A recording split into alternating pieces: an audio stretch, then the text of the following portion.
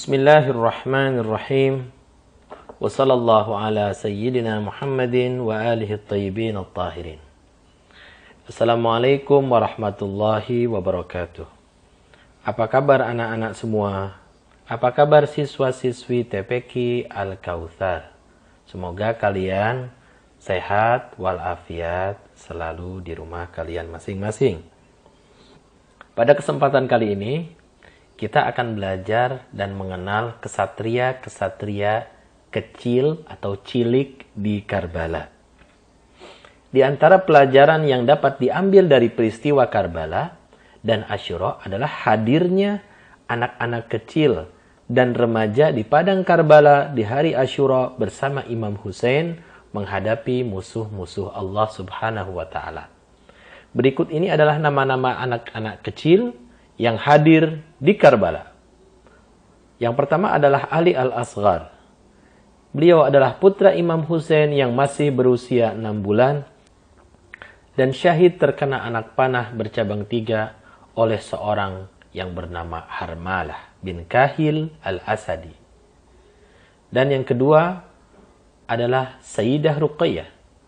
Dia adalah putri Imam Husain alaihi salam yang berusia 3 tahun dan dia syahid di penjara bawah tanah Yazid bin Muawiyah karena dia sangat merindukan ayahnya setelah berjalan sekian lama dari Karbala menuju Kufah, dari Kufah menuju Syam dengan berbagai macam cobaan dan musibah yang dihadapinya. Dan yang ketiga adalah Imam Muhammad Al-Baqir alaihi salatu wassalam. Beliau saat di Karbala masih berusia 3,5 tahun. Dia adalah saksi Karbala. Dan keempat adalah Qasim bin Hasan berusia 13 tahun, seorang remaja pemberani putra Imam Hasan Al-Mujtaba. Kelima adalah Abdullah bin Hasan. Dia adalah anak kecil yang berusia 11 tahun, putra Imam Hasan Al-Mujtaba yang sangat mencintai Imam Husain. Dan yang keenam adalah Aun bin Abdullah dan Muhammad bin Abdullah. Mereka berdua adalah putra Sayyidah Zainab Al-Kubra salamullah alaiha. Ketujuh adalah putra-putri Muslim bin Aqil dan kedelapan adalah Amru bin Junadah. Oke. Apa saja yang bisa kita teladani dan ikuti dari para kesatria cilik Karbala ini? Adik-adik sekalian, para pecinta Imam Husain. Nah, anak-anak sekalian, kalian pasti ingin mengikuti orang-orang kuat dan ingin punya superhero. Superhero yang dibuat oleh Amerika dan orang-orang barat lainnya seperti Avengers, Spider-Man, Superman, dan sebagainya. Mereka itu bukan superhero kita yang sebenarnya. Mereka buatan musuh-musuh Islam. Karbala menampilkan pahlawan-pahlawan kecil yang juga memiliki peran besar dalam kebangkitan Islam melawan kezaliman yang dapat menjadi tauladan baik untuk anak-anak kita semua di masa ini. Mereka adalah superhero. Mereka adalah superhero yang harus kita ikuti. Nah, sifat-sifat apa saja yang bisa kita teladani dari mereka anak-anak semua? Yang pertama adalah taat kepada imam zamannya. Kita melihat betapa mereka menaati Imam Husain di Karbala. Nah, pesan untuk kita apa anak-anak? Yang pertama adalah kenalilah pemimpin kita semua. Kenalilah imam zaman kita. Kita harus mengenali imam zaman kita. Dan yang kedua adalah taatlah kepada imam zaman. Dan yang ketiga, kita harus membela imam zaman kita. Kemudian, apa sifat mereka? Yaitu rindu kepada kesyahidan. Pahlawan-pahlawan Karbala ini yang kecil ini, anak-anak kecil di Karbala ini, mereka rindu kepada kesyahidan. Ketika Imam Husain bertanya kepada keponakannya, yaitu Qasim bin Hasan, "Hai Qasim, bagaimana kematian menurutmu?" Qasim menjawab, "Ahla minal asal." Lebih manis dari madu, duhai paman. Pesannya apa, wahai teman-teman? Pertama, kita harus memahami apa itu kesyahidan. Ya, kita belajar mengenal apa itu kesyahidan. Kesyahidan adalah meninggal di jalan Allah Subhanahu wa Ta'ala. membela agama Allah Subhanahu wa taala, membela tanah air kita dari serangan musuh.